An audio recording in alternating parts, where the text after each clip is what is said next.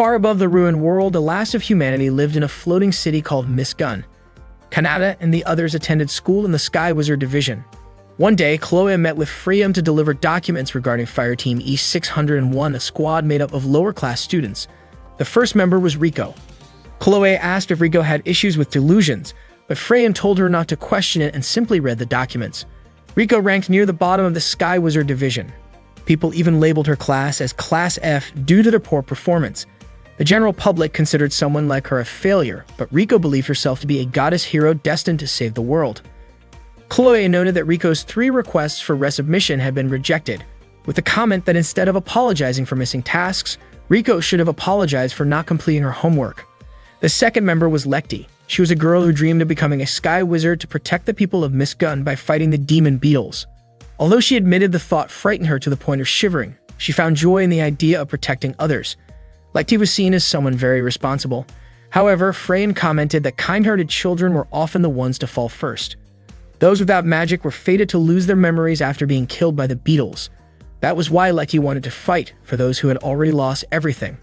She was easily nervous and anxious, and her entrance exam results were poor.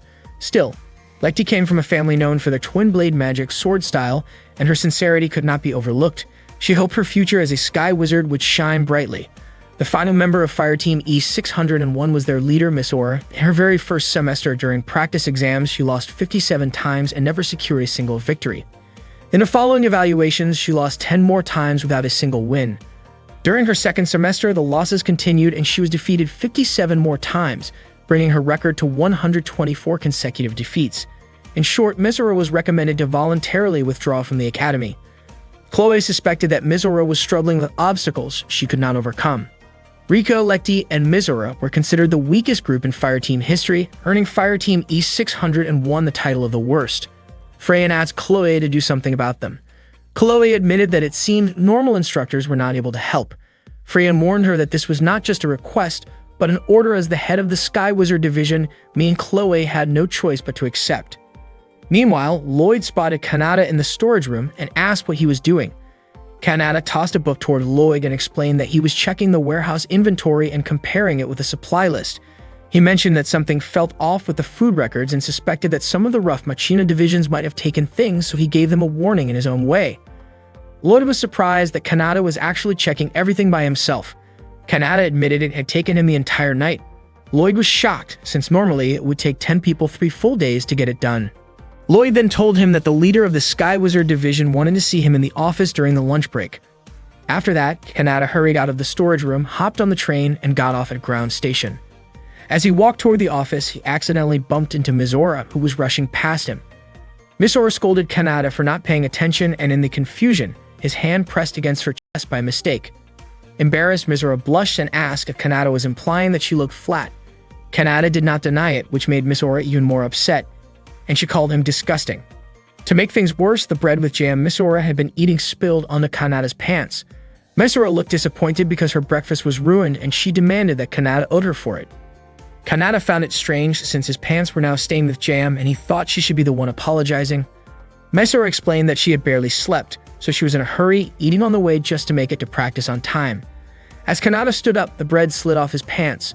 Miss Aura, still annoyed, shouted for help and told people that there was a creep nearby.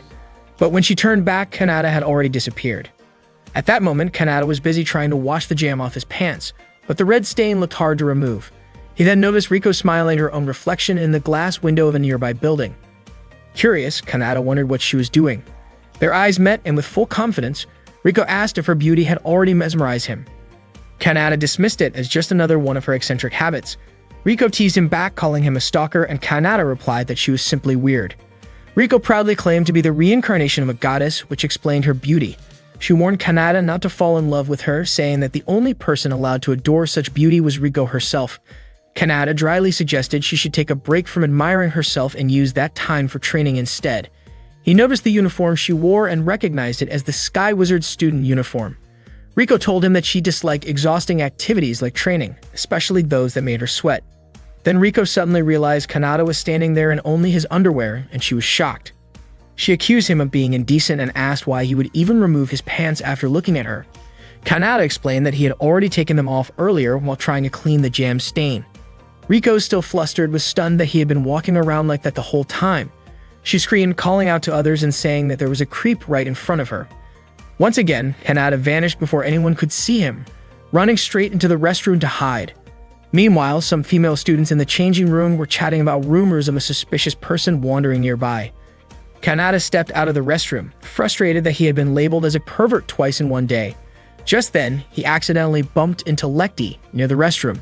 Seeing Kanata standing there only in his underwear, Lekti's face immediately turned bright red.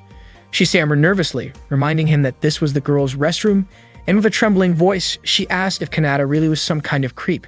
Kanata quickly denied it. Kanata made his way to Freyan's place, thinking that maybe he shouldn't have taken the shortcut through the preparation field. Not long after, 2 male students spotted him and called him a traitor. When he finally arrived, Kanata ran into Yuri, who also called him a traitor. Kanata asked if Yuri was still holding a grudge against him. Yuri said she had stopped wasting her time thinking about him since to her, remembering Kanata was pointless. Even so, Kanata insisted that Yuri was still holding on to it. That annoyed Yuri so much that she almost lashed out at him, but Chloe quickly stepped in to hold her back.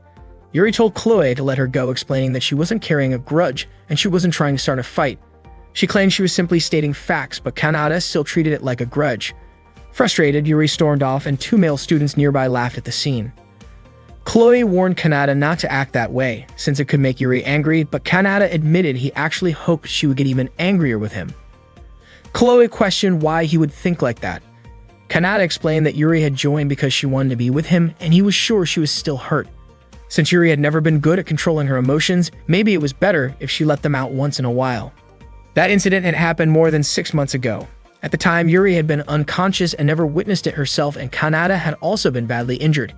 He said that the only person who ever comes out of battle without a scratch is someone who doesn't have the skill to be there in the first place. Chloe admitted she felt responsible for what had happened, so she offered Kanata a good deal. Seeing Chloe smile as she said it, Kanata was convinced that it meant trouble. Chloe brushed off his suspicion, saying she trusted the leader of the Sky Wizard Division. Chloe then led Kanata to meet Freyan. Freyan called him a traitor who still dared to show his face. Kanata admitted he hadn't actually planned to come, but Chloe suddenly smacked him lightly to shut him up. Freyan explained she hadn't called Kanata there to lecture him. Instead, she wanted him to take responsibility and become the instructor for Fireteam E601. She told him to teach this struggling group so they could fulfill the school's mission of training Sky Wizards capable of pushing back the threat of the beetle-like demons. Kanata wondered why it had to be him, when there were plenty of others available. Chloe explained that everyone else was already assigned for the season, and besides, she personally wanted Kanata to do it.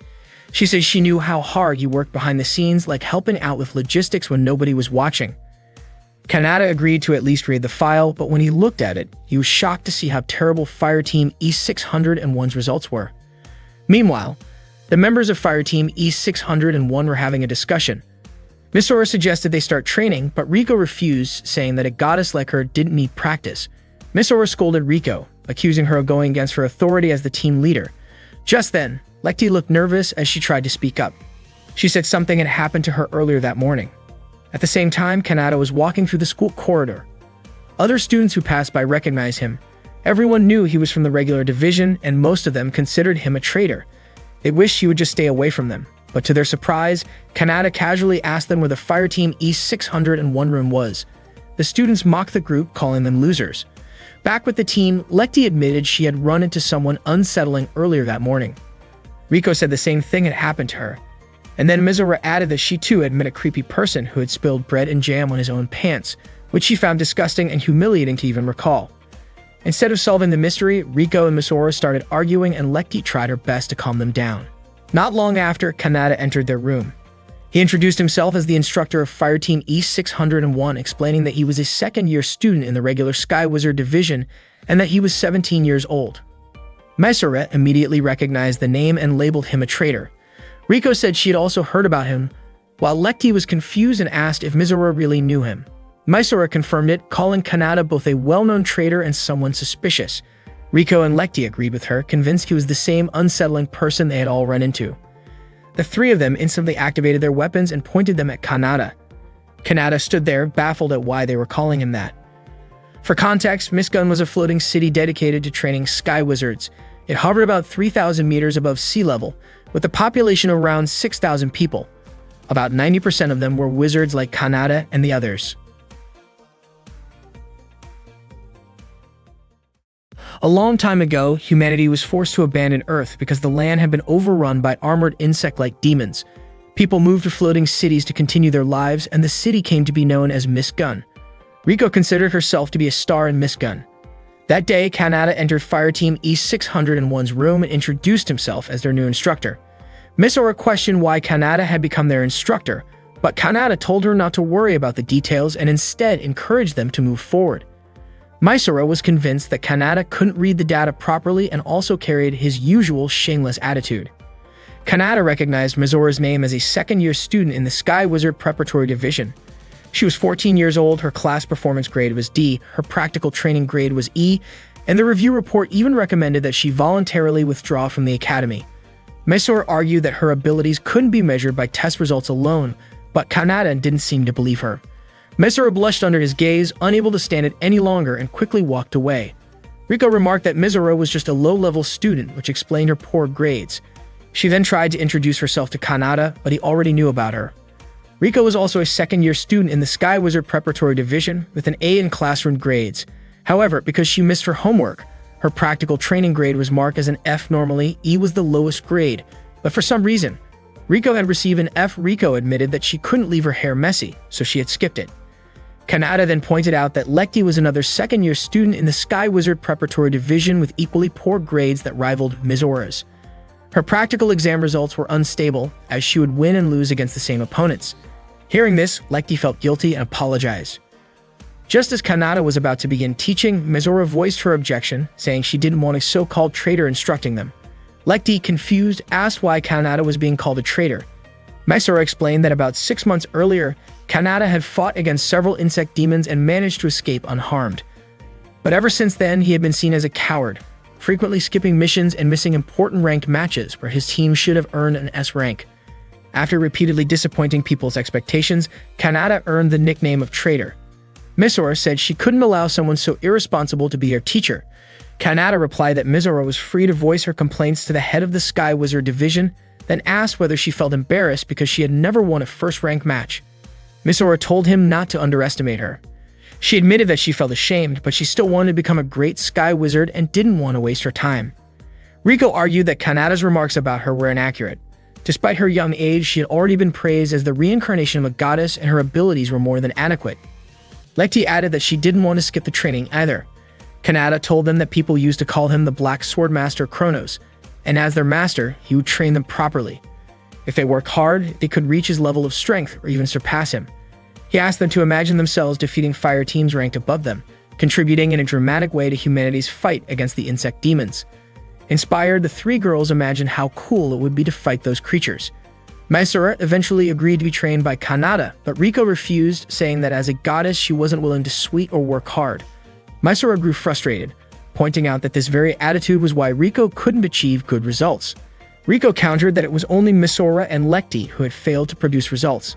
Misora challenged Riko to prove it, but Riko simply mocked her.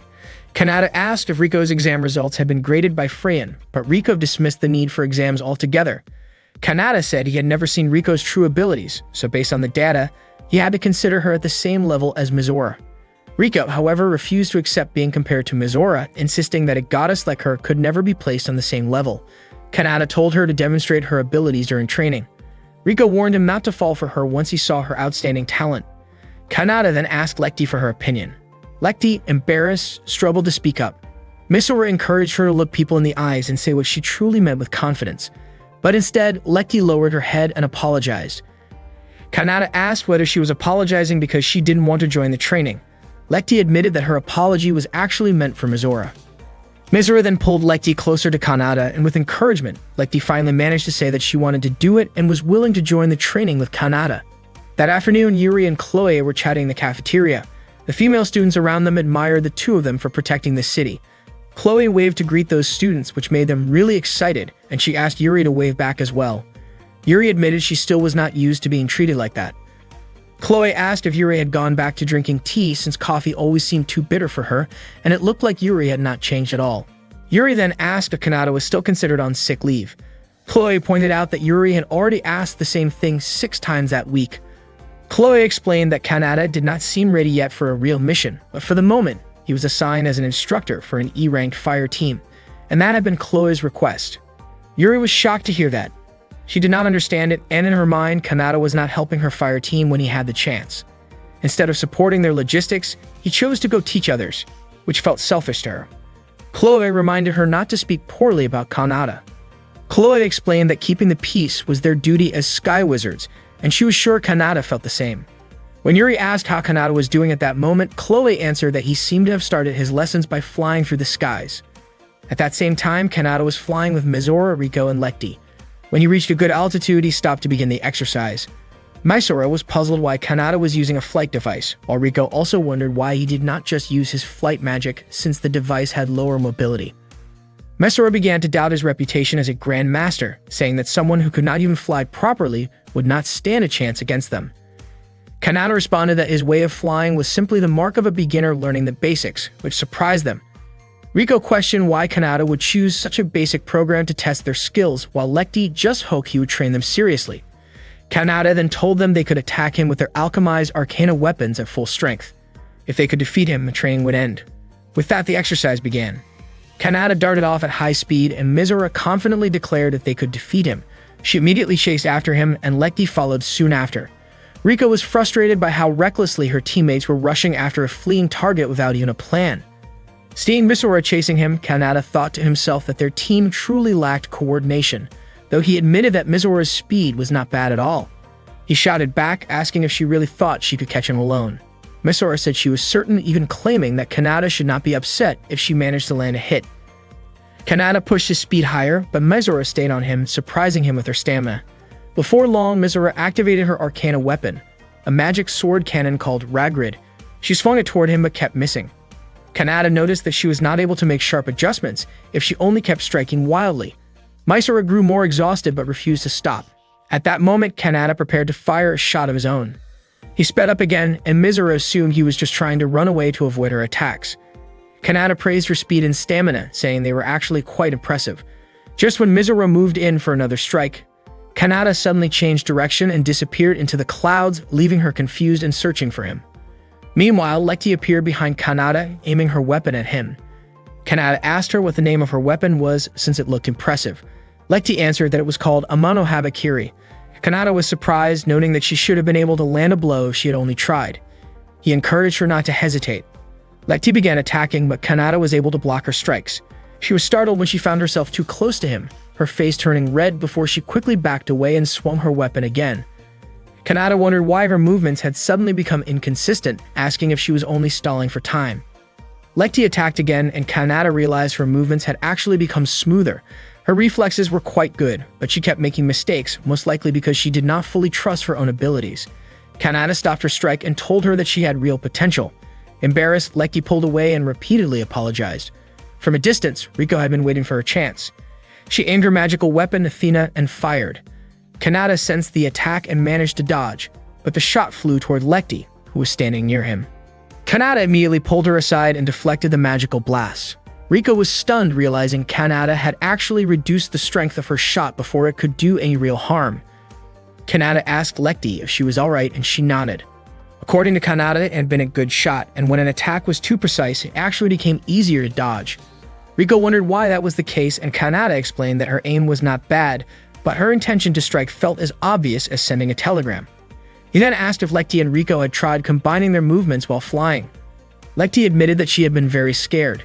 Riko pointed out that Lekti's movements were smoother compared to Mizora's, who always seemed restless and scattered wherever she was. Because of that, Riko said it was natural for her to try sensing with Lekti in order to land better shots. Kanata questioned why, if Riko could calculate things so thoroughly, she did not seem concerned about her own teammates. Riko claimed that she was a goddess, uninterested in ordinary human matters. Meanwhile, Mizora kept shouting while searching for Kanata. She was annoyed and exhausted since she still had not found him. Later that night, while Mizora, Lekti, and Riko were changing clothes together, Mizora admitted she was upset because they had failed to catch Kanata, even though there were 3 of them. Lekti apologized, saying her skills were not good enough. When she noticed Mizora struggling to unfasten her bra, Lekti helped her. Mizora thanked her and said it was not her fault, admitting she might not have given Lekti any useful directions. Riko then commented that fire team leaders should be able to assess the battlefield properly, unlike what Misora had done. She also contrasted that with herself, who she described as beautiful. Misora became irritated by Riko's words.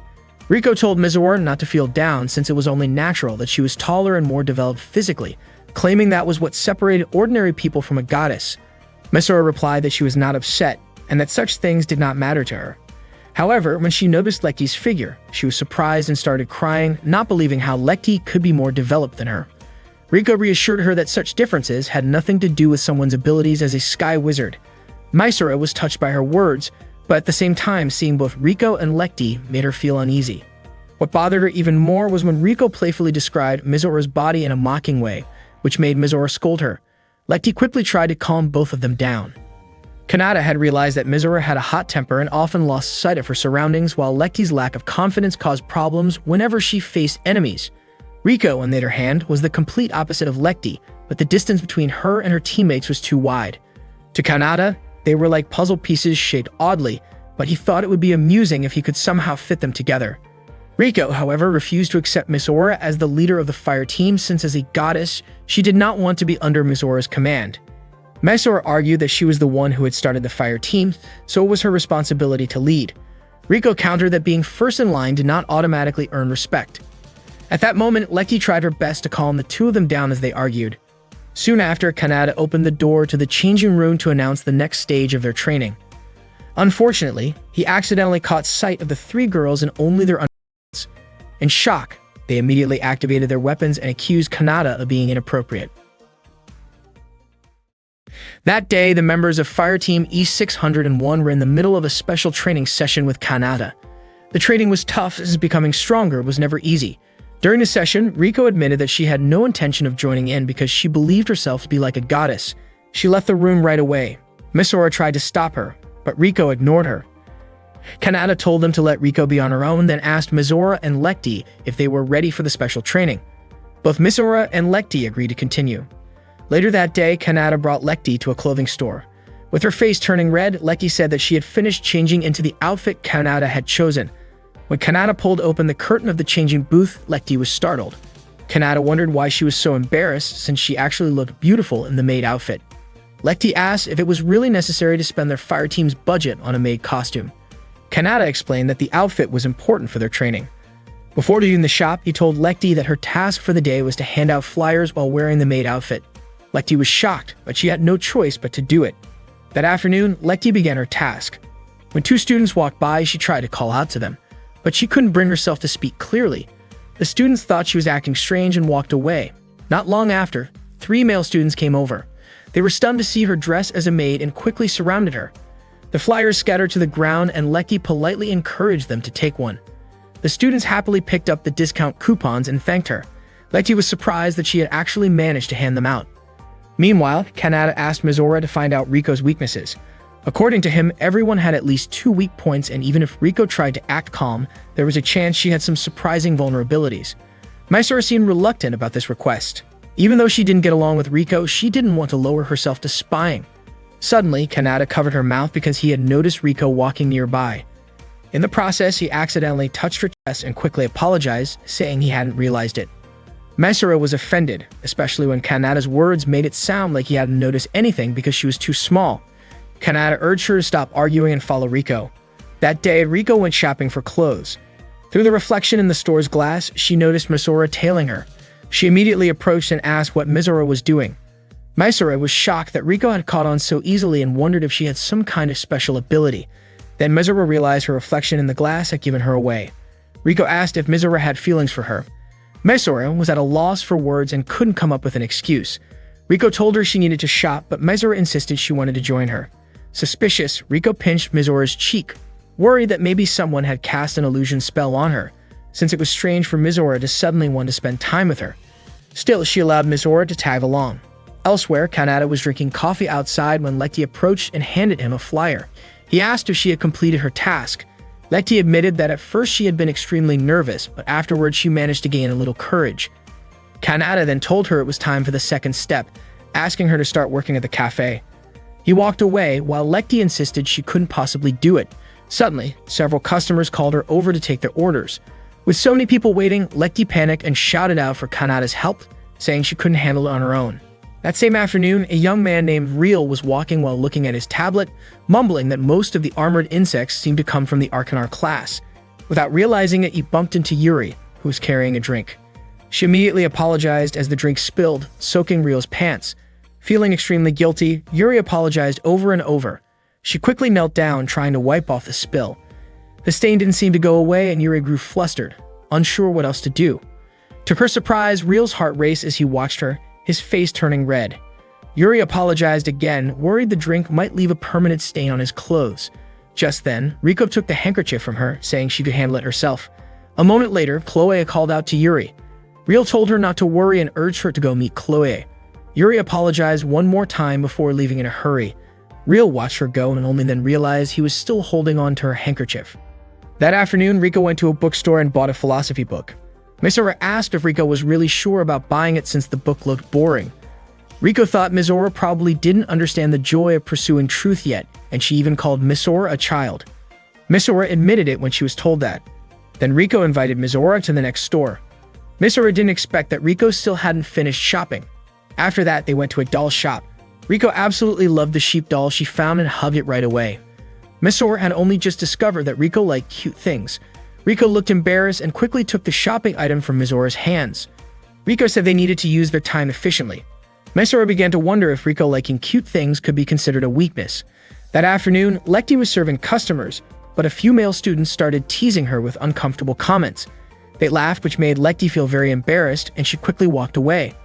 Lloyd saw everything and recognized Lekti as Kanada's student. At that moment, Lekti sat alone, saying she couldn't do it. Suddenly, Mizora arrived and asked what Lekti was doing there. Lekti immediately hugged Mizora and cried and told her everything. Mizora couldn't believe the kind of special training they were getting. Lekti asked if Mizora's training was more normal than hers. Mizora laughed and admitted it. She said she was willing to help Lekti if needed, and that made Lekti happy. Not long after, Mizora changed into a stylish bunny girl costume she didn't expect Kanada had prepared. Customers were surprised by Kanada's plan and how Mizora looked. One of them placed an order, and Mizora gladly served them with a friendly attitude. The students ordered iced tea and iced coffee. Lekti felt nervous seeing the students staring at Mizora, making her uncomfortable. Lloyd called Lekti over to pour water. She poured it into his glass, but her hands were shaking. Lloyd said it seemed like talking to others was difficult for Lekti. Surprised, Lekti accidentally spilled a drink, quickly apologized, and wiped it up. Lloyd told her that when she found something difficult, that was exactly where her weakness lay. He encouraged Lekti to trust her instructor. He also reminded her she had a good friend she could follow as an example. Mizora was serving customers cheerfully and efficiently, working hard, and it amazed Lekti.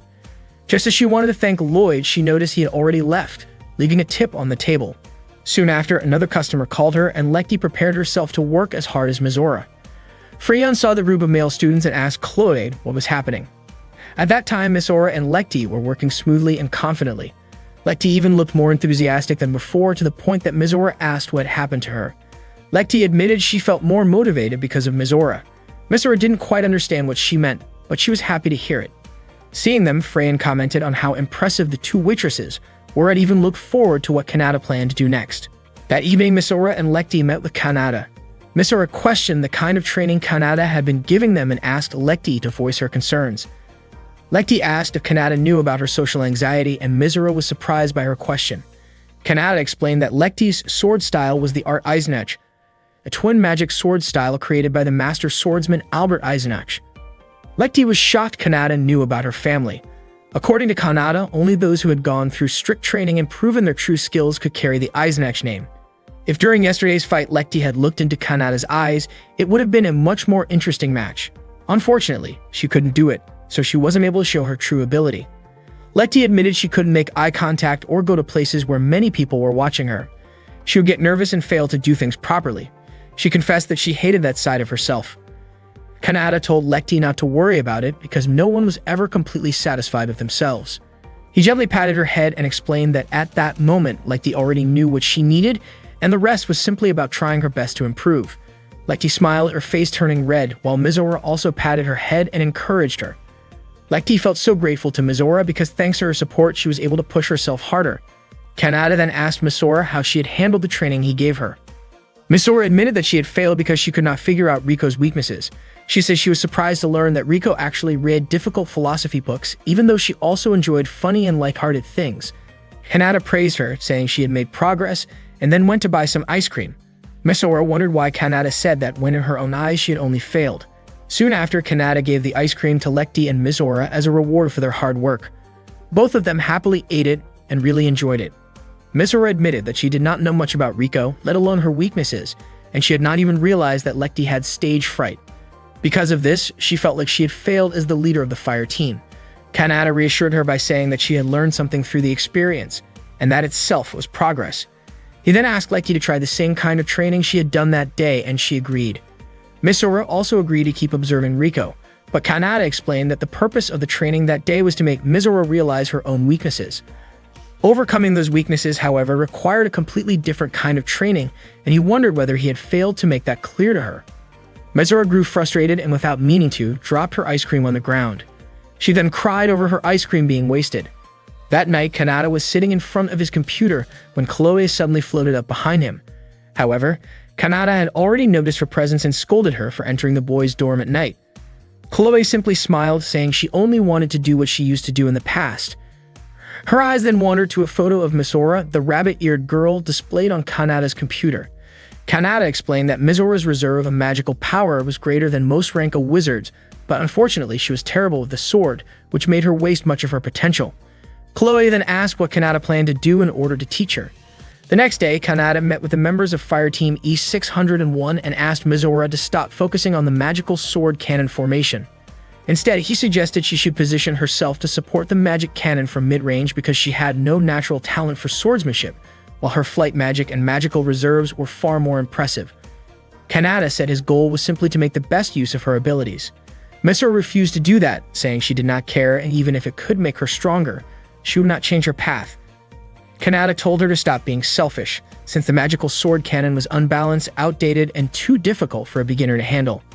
Misora denied being selfish, saying she was simply doing her best, but still rejected the idea of moving away from the sword cannon style. Kanata said that no matter how hard she tried, putting effort into the same approach would only produce the same results. Misora realized she had misjudged him, since she thought Kanata might have been a capable instructor. In her eyes, Kanata clearly did not understand her at all, so it was better if he stopped telling her what to do. Frustrated, Misora stormed out of the room. Seeing this, Lekti immediately ran after her.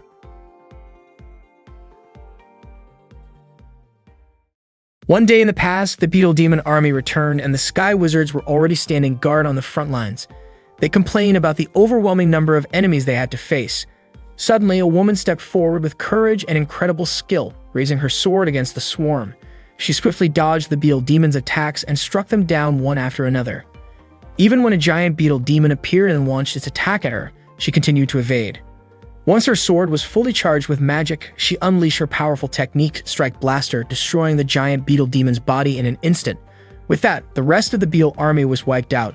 This woman was admired and relied on by many. Her name was Sochi, the mother of Misora. Since childhood, Misora had always been proud of her mother's strength. But at that time, all she could do was miss her, because Sochi had already passed away. When Kanata asked her to change positions, Misora refused. She wanted to be just like her mother and had made up her mind not to give up. That same day, Lekti went into her room to deliver some coffee. When the door opened, she was surprised to see that the one who had ordered the coffee was Lloyd. Lloyd praised Lekti for her hard work, leaving her stunned. Inside the room with Lloyd were Chloe and Freyan. Freya noticed the girl who had just brought the coffee and pointed out that she was a member of Fire Team E601. Freya then asked if Lekti was still training like that. Chloe suggested that if Freyan was really curious, she should ask Kanata directly. However, Freyan doubted he would answer so easily. After delivering the coffee, Lekti walked down the hallway and saw Riko stepping out of the room. She quickly caught up to her and invited Riko to join their training. But Riko, who often called herself a goddess, flatly refused, saying she had no time for sweaty practice sessions. Lekti explained that Misora hadn't been coming to school for several days, so she didn't know what to do alone. Riko brushed her off, saying that as a heavenly goddess, she didn't concern herself with such trivial problems. Hearing this, Lekti said it seemed she would have to rely on Kanata instead. Riko assumed Lekti was placing too much faith in someone she still considered a traitor. Lekti admitted she had been worried at first, but now she understood that Kanata truly meant to take their training seriously. Meanwhile, Real from the regular division's medical department was sitting on a park bench. He was practicing how to return a handkerchief to Yuri and properly thank her. Before long, he noticed Yuri walking up to Kanata. Yuri pointed out that Kanata had been training the girls for several days. Kanata was surprised she knew about that. Yuri explained that it was obvious since Fire Team E-601 hadn't been assigned to practice in the airspace, and it was easy for her to notice. Kanata responded that maybe it was better that way. Yuri grew frustrated, pointing out that Kanata was the only one on the special fire team with free time, and she worried that he might betray Fire Team E-601 too. Kanata said he needed to head home since he didn't have time to spare. Yuri insisted their talk wasn't over, but Kanata still left. Real, who had witnessed everything, started trembling and accidentally dropped the handkerchief without realizing it. Later that afternoon, Kanata visited a small cafe looking for Mizora. As soon as he walked in, the shop owner greeted him. Kanata explained that he wasn't there as a customer. Mizora, surprised, asked what he was doing at the cafe. Kanata was relieved to see that she was safe. Mizora, however, expressed her irritation toward him. The cafe owner immediately scolded her for being rude to a guest. Mizora told her father not to interfere with her business. Kanata was surprised to find out that the cafe owner was actually Mizora's father, Gail, since the two didn't look very much alike. Gail laughed and said Mizora resembled her mother. Mizora frowned and hurried into her room. Gail apologized to Kanata, saying their family wasn't perfect. As Kanata noticed a framed family photo hanging on the wall, he complimented Gail's wife, saying she was beautiful, and it was true. Mizora did look just like her mother. Gail said that the only thing left of his wife was that photograph. While talking, he served the specialty of his shop, the famous steak. Kanata explained that he did not come as a customer. After tasting the steak, he immediately praised the dish. Gail laughed and mentioned that steak had been the favorite meal of his late wife. He then shared that his wife, Soki, was once a sky wizard. At the same time, Mizora quickly changed her clothes and left. Gail talked about how Mizora had been skipping school for several days, but he admitted he could not bring himself to scold her. He asked Kanata if he knew what was going on with Mizora. Before Kanata answered, he asked Gail why Mizora seemed so obsessed with the canon-style magic sword. Gail became convinced that Kanata was not just a casual acquaintance of Mizora. Kanata then admitted that he was Mizora's instructor, and his job was to give her the chance to grow stronger. Gail explained that people used to call Sochi the greatest canon-style magic swordswoman in the floating city where they once lived, but one day, Sochi left for a mission and never returned. Since then, both Gail and Mizora gradually began to lose their memories of her. Mizora wanted to master the canon-style sword because she did not want to forget her mother. At that time, Mizora went to a place full of ruins, activated her weapon, and promised herself that she would never give up. In the past, there was a day when Mizora had been overjoyed to welcome her mother home. Sochi had missed her daughter deeply and lifted Mizora high into the air with excitement. Gail confessed that he often worried about Sochi and could barely sleep at night, even when he tried to nap during the day. Sochi admitted she often felt lonely and could only comfort herself by eating multiple times a day. Their reunion was filled with warmth, and soon Mizora found herself happily standing between her parents again. When Mizora asked her to stop, Sochi playfully teased her daughter. Not long after, the neighbors gathered and mentioned that they had watched a live broadcast of Sochi in action. They praised her for destroying an entire army of Beal demons and expressed their gratitude since, thanks to her, their city of Iris remained safe. Mizora felt a strong sense of pride in her mother's abilities. When they returned home, Gail cooked steak for breakfast, but Mizora thought the dish was too heavy for the morning meal. Meanwhile, Sochi had trouble managing house chores and even flooded their home while trying to do laundry. Mizora was surprised at how poorly her mother estimated the water level. When Sochi tried cleaning, she accidentally damaged the wall. Mizora scolded her out of frustration. Soon after, information arrived that a group of Arcanar and Chimera-class beetles had begun to attack. Sochi immediately prepared to leave. She said her farewells and got ready to head into battle. Mizora felt heartbroken, since they had only just been reunited. Her face showed such sadness that Sochi almost could not bear to leave. Gail gently patted Mizora's head to comfort her. Mizora then asked her mother to be careful while working. From that day, Mizora continued waiting for her mother's return. When Sochi finally came home, Mizora was overwhelmed with emotion, cried tears of relief, and hugged her mother tightly, as if she never wanted to be apart again. That night, Sochi took Mizora flying with her. Mizora was excited and commented on how small their city looked from above. Sochi pointed out their home from the sky, explaining that even though the houses seemed tiny, many people were living there. She told Mizora that her duty as a sky wizard was to protect the people in the city, as well as to keep Mizora and Gail safe. Suddenly, a warning came from an airship instructing Sochi to stop. Mizora remarked that they probably needed a permit to fly. Sochi realized it too, but chose to escape playfully instead. The next morning, Sochi was about to leave for work again. Misora asked her mother to always be careful. Gail promised to cook steak for her when she returned. Sochi then said goodbye, and Misora kept cheering her on. Inspired by her mother, Misora began practicing sword techniques, hoping to show her progress to Sochi when she came home again. Misora met her father, Gail, who told her that he had prepared some boiled meat for her. But Misora asked about steak, and more than that, she wanted to know if her mother had not come home yet. To her surprise, Gail answered that Misora did not have a mother. Misora immediately left and started asking people around the town about her mother, but none of them knew her at all. According to them, Misora and her father had always lived alone together, and no one had ever heard of a sky wizard in Iris Town. Not long after, two officers arrived carrying a sword. They explained that Sochi had tried to protect everyone. She had gone forward alone against the enemy. She was the strongest and known as the noble cannon-type magic shooter. Misora remembered her mother's message that she would fight to protect the people, as well as Misora and her father. Misora took hold of the sword and promised that she would become a sky wizard like her mother. At that time, Misora was training alone. She wondered why she could never win, and she kept striking down the iron target in front of her until she finally fell. She kept questioning why all her efforts never paid off, but she refused to give up for her mother's sake. Soon after, Kanata came to her. Later, Kanata and Misora visited the Hill of Hope, the resting place of fallen sky wizards. Kanata had heard that Misora visited this place every day. Misora was sure that her father had told Kanata about it, which upset her. She felt that Kanata was intruding into her privacy. Misora even said that both Kanata and her father were the worst.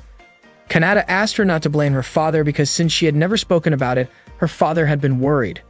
Kanata asked why she was so fixated on the cannon sword, and that was why he had chosen this place. He wanted Misora to swear at her mother's grave to give up on the cannon sword, because she could never be as strong as her mother. Misora grew angry and told Kanata to stop acting like he knew everything. For her, when the cannon sword was entrusted to her, it also meant her mother had been entrusted to her. Yet everyone else, even her father, did not remember her mother. Misora felt that a traitor like Kanata would never understand. Kanata then asked what she thought hope truly was. Misora said it was to protect the people in the town. But Kanata explained that the fallen sky wizards did not want to be forgotten, and what they truly wanted was to protect the ones they loved. That was what allowed them to face the demon beetle army, and surely Misora's mother had felt the same. Kanata asked Misora if her mother's purpose as a sky wizard had been for the cannon sword itself, or to protect people. Earlier, Gail had told Kanata that when Sochi died, he felt nothing, and he feared that if Misora died, he might also feel nothing, which terrified him. Kanata told him that if Misora stayed stubborn, her risk of dying would only increase, and in time, people might forget her. Misora realized how selfish she had been, but she still refused to give up. She wanted to protect people with the cannon sword. She believed that if she could become a great cannon-type mage, something impossible like the natural recovery of lost memories could happen, and she could be the first to restore everyone's memories. That way, she would not die in vain. Seeing how serious she was, Kanata laughed, admitting he never thought Misora could be this reckless. But he liked people like her. Because of that, Kanata decided to give her some guidance on how to become a better cannon-type mage. He understood how strong her determination was, but he warned her to be prepared because the path she had chosen could be worse than death itself. He asked once more if Misora was sure about taking that path. Misora firmly stated that she was ready to face any risk. Kanata then asked her to work hard for Sochi and for the sword, and to swear that she would become a cannon-type mage even greater than Sochi, strong enough to protect the people and herself. As her instructor, Kanata would help her bear the burden. That was why he wanted her to become stronger, and Misora agreed. The next day, Misora and Lekti prepared for training. Misora apologized to Lekti for making her worry. Kanata arrived and asked them to begin right away. Lekti immediately flew high into the sky. Misora looked at Kanata's face and shyly thanked him before leaving. Kanata could only smile at her. Meanwhile, Riko was watching them from below, and it seemed like she was starting to take interest in Kanata's way of teaching.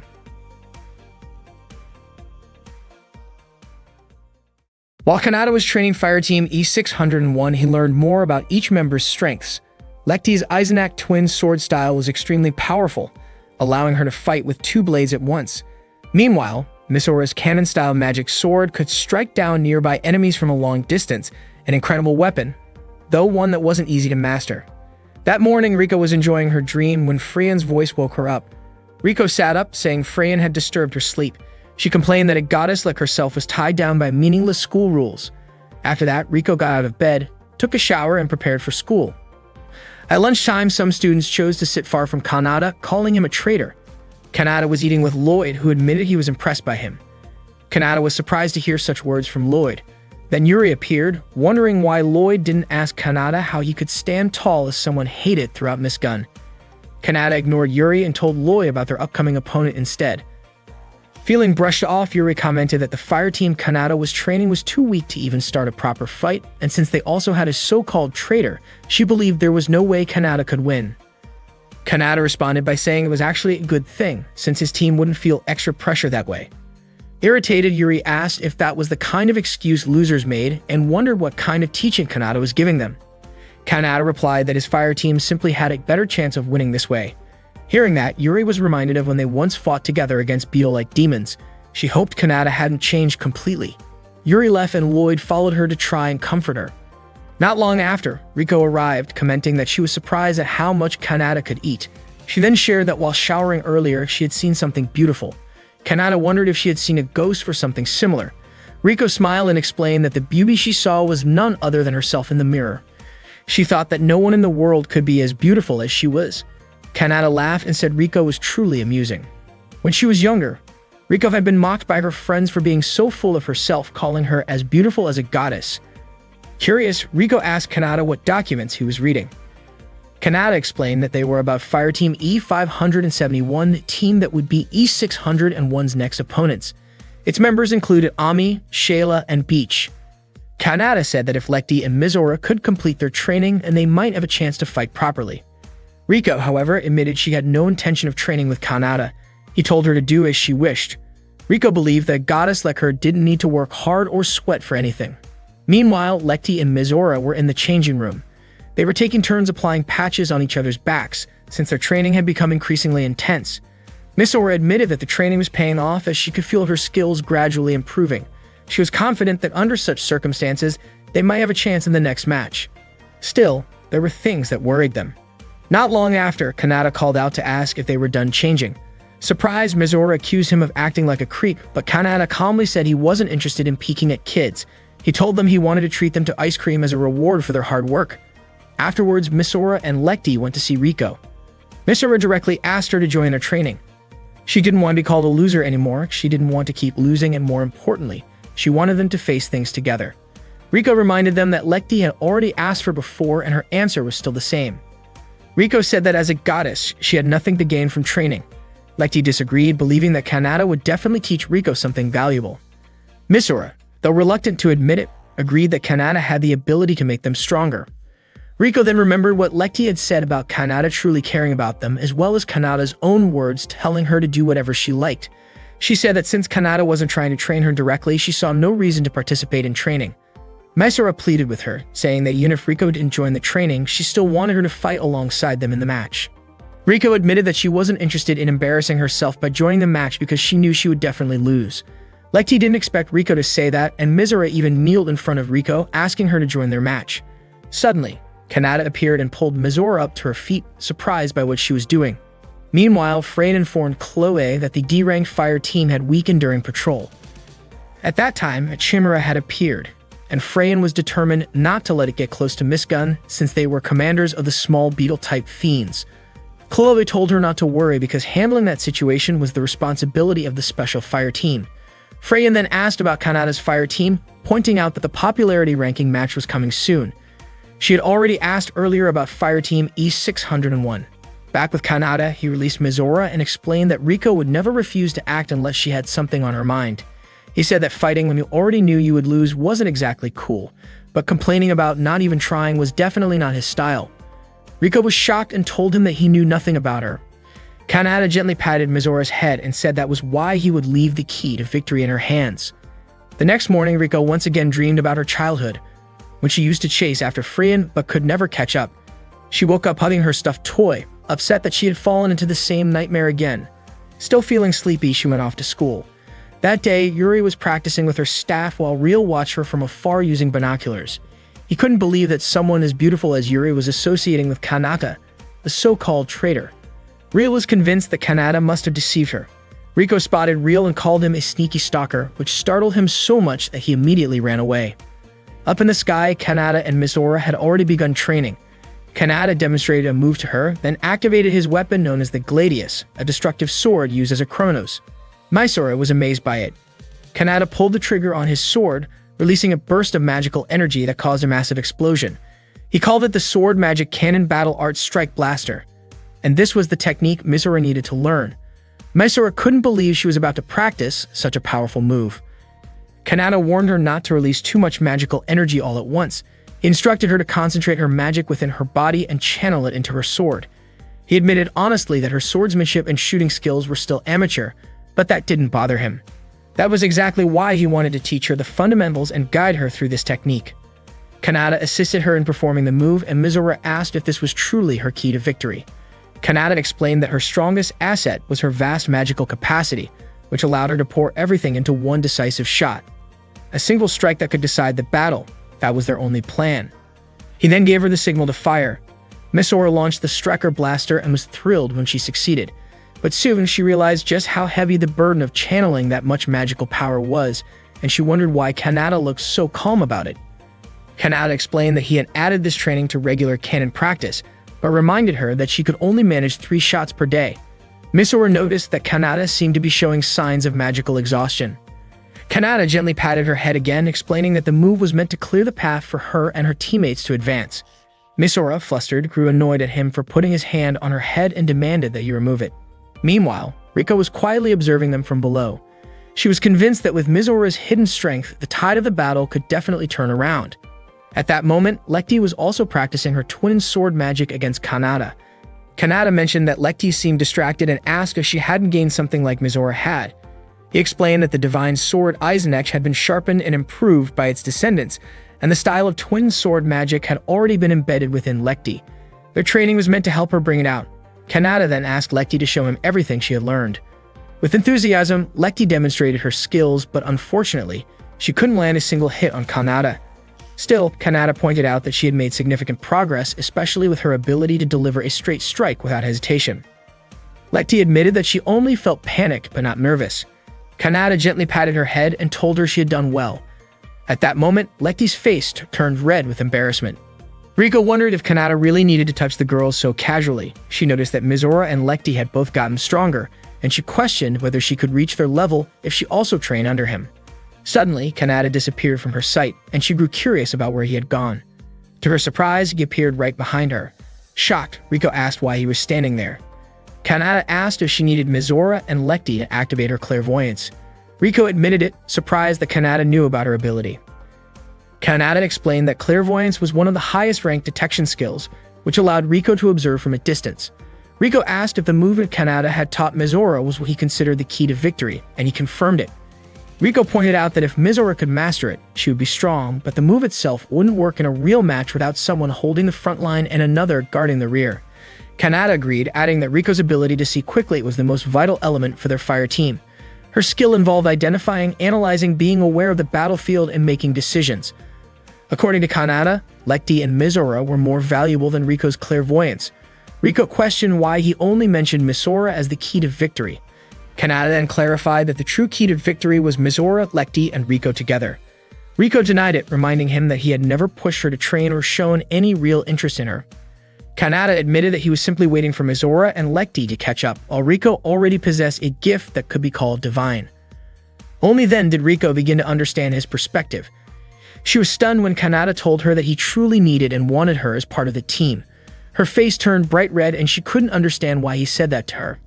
Kanata explained that he could help her train in strategy, but the most important thing was her determination to win. He asked if she wanted to be called a loser for the rest of her life or not. It was entirely her choice. Riko thought deeply before making her decision. Meanwhile, Mizora and Lekti were flying together. Mizora mentioned that she didn't see Riko in the fire team's room, and Lekti wondered if Riko had really skipped the training. Unexpectedly, Riko appeared before them. She explained that she had pushed through difficulties just to make it to training, and she didn't expect Mizora and Lekti to keep her waiting. Both Mizora and Lekti were surprised that Riko had actually shown up. Kanata thought to himself that the key to victory had just arrived right on time. The day of the match finally came. Fireteam E601 was set to face Fireteam E571. The members of E571 arrogantly claimed that defeating E601 would be easy and even boasted about preparing a victory party in advance. Misora refused to accept being looked down on like that. Riko remarked that they had the attitude of people who always belittled others, and Mizora quickly pointed out that Riko behaved that way too. Lectie admitted she felt very nervous. Kanata encouraged them, and Fireteam E601 prepared to begin their match. But suddenly, an alarm went off announcing that a swarm of beetle-like demon forces was approaching Miss Gun. All D-ranked fire teams were ordered to prepare for a surprise attack. At that moment, the beetle demons were flying toward the city. The Arcanar forces, the smallest type of beetle demons, attacked in swarms, while the Mantis class, like Proshin, was one step larger and far more dangerous.